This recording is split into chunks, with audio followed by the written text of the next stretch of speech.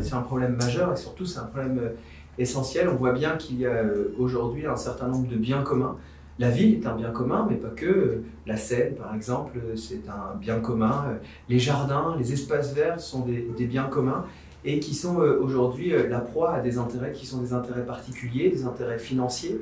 Et donc il y a un enjeu énorme à lutter contre la corruption, à lutter contre les conflits d'intérêts pour préserver justement ces biens communs et faire que leur développement, leur gestion, leur devenir eh bien, reste dans l'escarcelle de nous toutes et tous. La question de la transparence, la question de l'intégrité des votes, la question de la lutte contre la corruption, c'est un travail de tous les instants. C'est un travail qui doit se faire au niveau évidemment des grandes affaires, entre guillemets, en tout cas des grands sujets, mais aussi au quotidien, avec un travail par exemple sur le refus des cadeaux, même minimes, par des entreprises ou par des acteurs particuliers, le fait de se déporter de vote de manière systématique.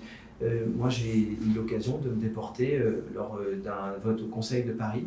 Pourquoi? Parce que je suis salarié et actionnaire, puisque c'est une coopérative d'Alternative économique et qui a eu un vote qui a concerné Alternative économique.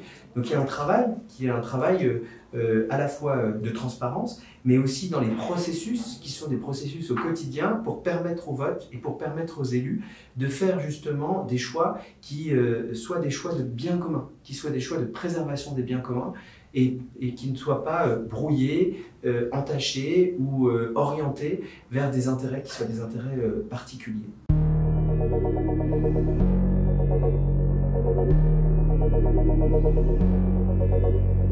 L'ensemble des propositions que vous faites et que vous mettez sur la table sont des propositions que nous allons reprendre. Si j'en avais trois à mettre en avant, d'abord ce serait la mise en place des mécanismes de détection de conflits d'intérêts, parce que je trouve que c'est un élément qui est un élément fondamental et primordial justement pour garantir l'intégrité et la neutralité, autant que faire se peut, des décisions qui sont prises et des votes qui sont pris.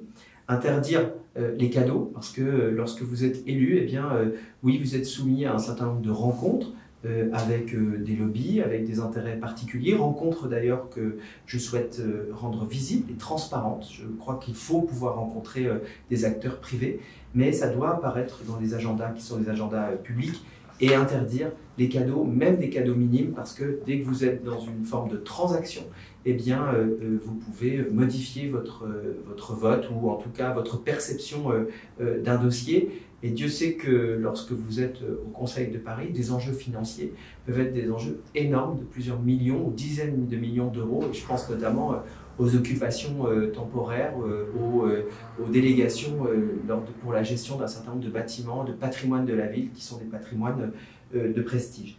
Puis enfin, la meilleure façon, je crois, de lutter contre les conflits d'intérêts ou de lutter contre la corruption, c'est d'intégrer, là encore, pas une fois seulement avec un vote, comme on va le faire au mois de mars, mais tout au long du processus du mandat, eh bien, les citoyens et les citoyennes dans un mécanisme qui est un mécanisme à la fois de transparence, mais aussi de contre-pouvoir. C'est ce que vous proposez dans une de vos suggestions sur associer la population aux décisions par le biais de consultations, de référendums locaux.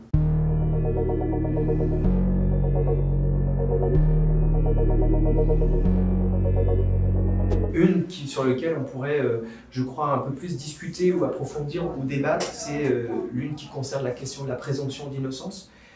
Dans la proposition que vous faites sur suspendre les fonctions exécutives, tout élu mis en examen pour atteinte à la probité, se pose la question qui est une question fondamentale, hein, qui correspond au socle de notre droit aujourd'hui, de notre législation, c'est la présomption d'innocence. Présomption d'innocence pour tout un chacun, mais aussi pour les élus. Vous savez, moi je plaide pour que les élus rentrent dans le droit commun.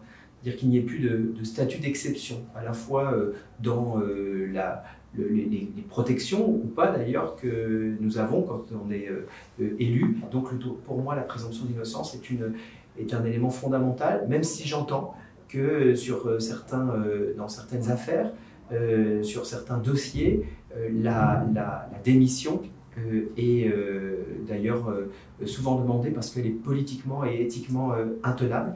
Mais l'automaticité me pose un sujet et je crois que ça peut faire un débat et je suis persuadé que nous pourrions trouver un point d'équilibre.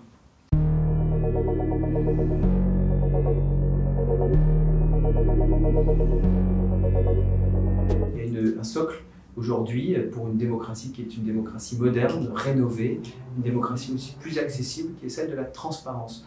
On a le droit de pouvoir dire au bout de 6 ans de mandat, eh bien, on n'a pas avancé suffisamment sur tel et tel sujet. Mais déjà le dire, exprimer ce type de bilan, rendre compte à un certain nombre d'acteurs, vous en tant qu'association, collectif identifié sur le sujet, mais peut-être aussi plus largement dans des formes qu'il faut peut-être aujourd'hui inventer, mais qui disent voilà, on en est où sur la rénovation démocratique d'une ville comme Paris, à partir de l'instauration des propositions que vous avez faites, mais d'autres aussi, la place notamment de l'opposition, les processus de décision, la revitalisation par exemple d'un certain nombre de commissions au niveau du Conseil de Paris, qui est encore un lieu où le pouvoir est extrêmement centralisé dans une technostructure autour du secrétariat général et du cabinet du maire ou de la maire. Eh bien tout ça font partie de ce que moi j'appellerais une forme de Big Bang démocratique, oui, un nouveau contrat démocratique dans lequel les questions de transparence, d'éthique, eh bien, doivent être parfaitement intégrées. Et évidemment, tout ça doit faire l'objet à la fois bien d'une discussion de départ, des états généraux peut-être, d'une certaine manière, au départ du mandat, avec une clause de revoyure en fin de mandat pour faire le bilan.